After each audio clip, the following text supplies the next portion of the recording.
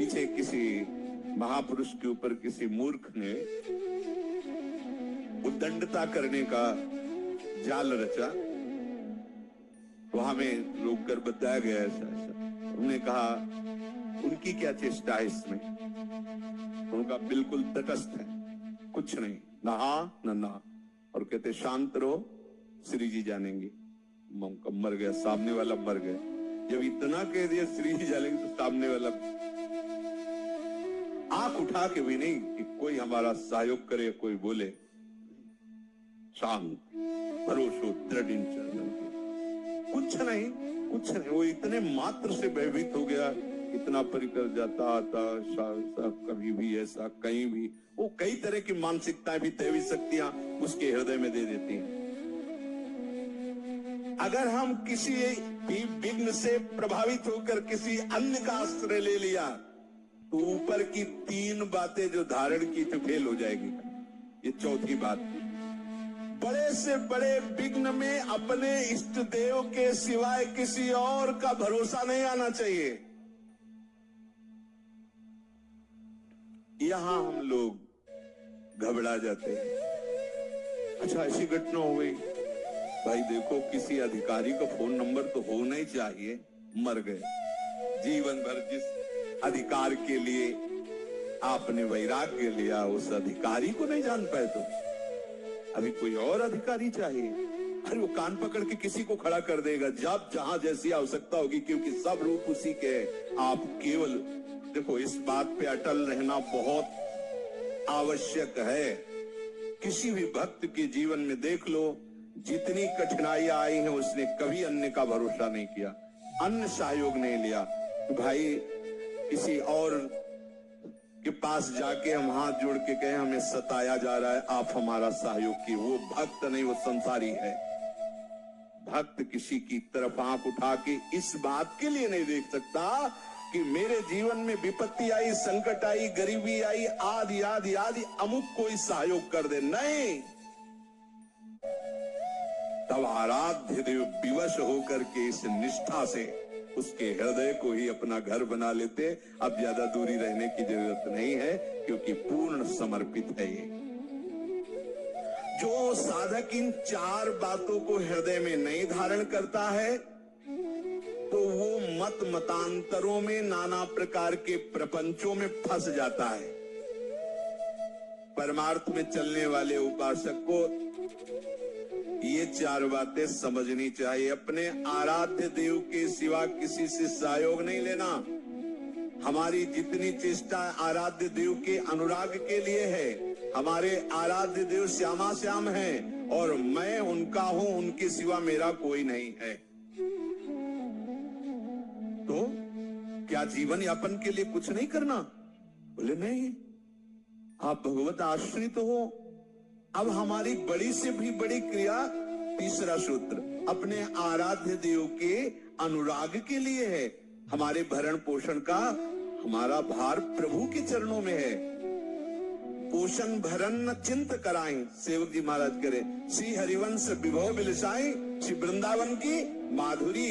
मेरा क्या होगा? मेरे श्यामा श्याम जाने। मेरा कैसे भरण पोषण होगा? मेरे श्यामा श्याम जाने। मेरा कौन है? केवल श्यामा श्याम।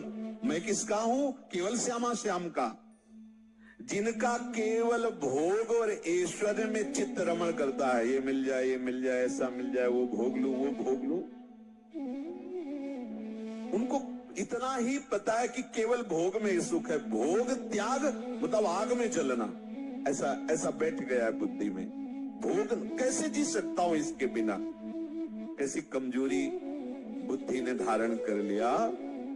जो आप्त काम है, जिसे कभी कुछ नहीं चाहिए, वो स्वीकृति के कारण कितना बंध गया कि वो सोचता मैं इसके बिना जी नहीं सकता।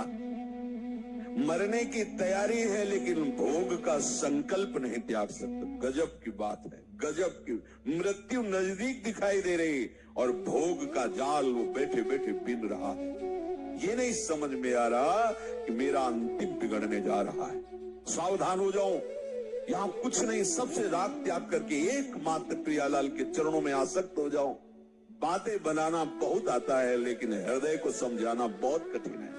जो जो हृदय को समझा ले वही विद्वान, वही ज्ञानी, वही महात्मा। जो अपने मन को चेला बना ले वही सच्चा गुरु। मन का चेला बने हुए कोई गुरु होता ही नहीं। जो मन का चेला है वो कभी गुरु नहीं बन सकता। वही गुरु विश्व गुरु है, वही जगत गुरु है जो अपने मन को चेला बना ले, जैसे जहां चाहे वैसे स्थापित कर दे उसे, तभी माना जाता है समर्थ महात्मा। प्रभु कह रहे हैं कि ये जो भोगों में, ऐश्वर्य में, दिखाऊ शास्त्र की वाणी में अपने चित्त को समर्पित कर दिए हैं, अर्थात उनका चित्त खींच गया है, वो इतने आसक्त हो जाते हैं कि उनके हृदय में इतना बल ही नहीं रहता कि वो निश्चय कर सके कि मैं भगवत प्राप्ति कर सकूंगा। नहीं कर सकते। भगवत प्राप्ति का संकल्प भी नहीं कर सकते हैं। बोले उनकी बुद्धि अपहृत हो गई, उनका चित्त अपहृत हो गया है। असली ध्येय हर शरीरधारी का विश्राम स्थान प्रभु के चरणारविंद है। ये व्यवसायत्मिका बुद्धि उन लोगों में होती ही नहीं। व्यवसायत्मिका एक निश्चय वाली। भोग जो भोग चुके हैं वो तृष्णा, भोग जो भोगे जा सकते हैं वो कामना, भोगों को जो सुन करके भोगने की इच्छा, इसी संस्कार में बुद्धि मलिन होकर भटकती रहती है। देख लो, अगर कोई विद्या आ गई, कोई कला आ गई, कोई गुण आ गया, मैं विद्वान हूं, मैं कलाकार हूं, मैं जानकार हूं, इस अभिमानजन्य सुख का वो भोग करता रहता है। परम दयालु कृपालु प्रभु ने इस मनुष्य शरीर में ही एक ऐसी विलक्षण शक्ति दी है जिसका नाम है विवेक, जिससे वो सुख दुख आदि द्वंद्वों से ऊपर उठ जाता है, अपना उद्धार कर लेता है। सतरति सतरति सा लोकांग तारयति। सबकी सेवा करके वो प्रभु को वश में कर लेता है। इस विवेक के द्वारा मनुष्य शरीर की सार्थकता सिद्ध कर देता है वो जो विवेकवान होता है। जो विवेक शक्ति का अनादर करते हैं, केवल भोगों में लगे हुए हैं, संग्रह में लगे हुए हैं, उनमें और पशु पक्षी में बिल्कुल भेद नहीं है। मतलब एक शब्द में कह सकते हैं कि वो पशु हैं जो भजन न करके, भगवद आश्रय न लेकर केवल भोग और ऐश्वर्य में ही लगे हुए हैं। ऐश्वर्य का संग्रह, भोगों का भोगना। पशु पक्षी तो भोग योनि है, उनके सामने कोई कर्तव्य का प्रश्न ही नहीं उठता।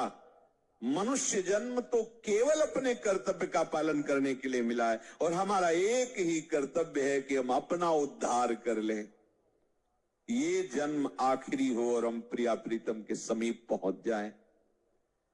जो कुछ भी अनुकूल प्रतिकूल परिस्थिति आवे उसको भोगना मत, उसको साधन सामग्री बना लेना।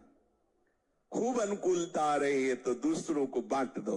सुख देवे को चावचित सब सो हित निष्काम।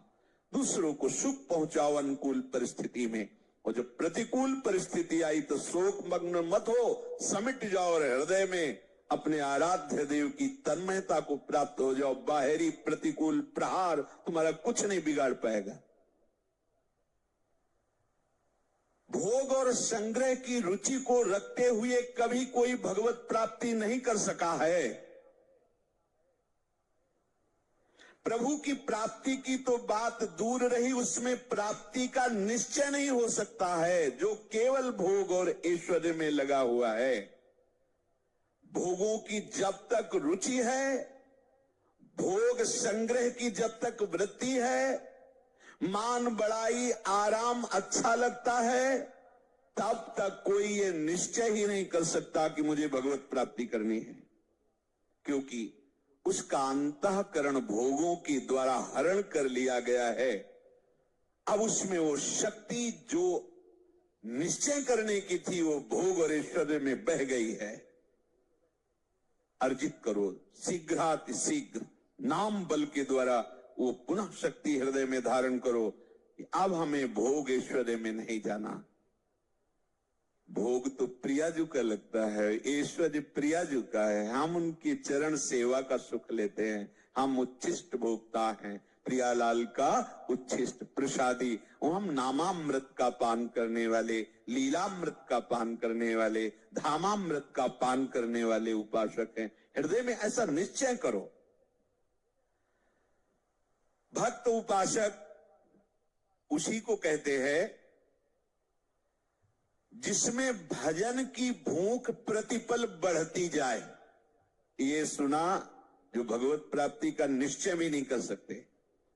तो जो भक्त जन है, जैसे भोगी पुरुष में प्रतिपल भोगने की नई नई रुचि, भोगों के संग्रह करने की नई नई अटकल, ऐसा करें तो ये भोग मिल जाएगा, ऐसा करें तो ये संपत्ति मिल जाएगी, ऐसे ही भक्त में भजन के लिए नई नई रुचि होती है। ऐसे लीला गायन करें, ऐसे श्रृंगार करें, ऐसे नाम जप करें। उपांशु मानसिक देख रहे हैं कि नस नस में राधा नाम दौड़ रहा है, जो रक्त संचार हो रहा है वो भी बोल रहा है राधा राधा राधा। हमारा हृदय धड़क रहा है, वो भी बोल रहा है राधा राधा राधा।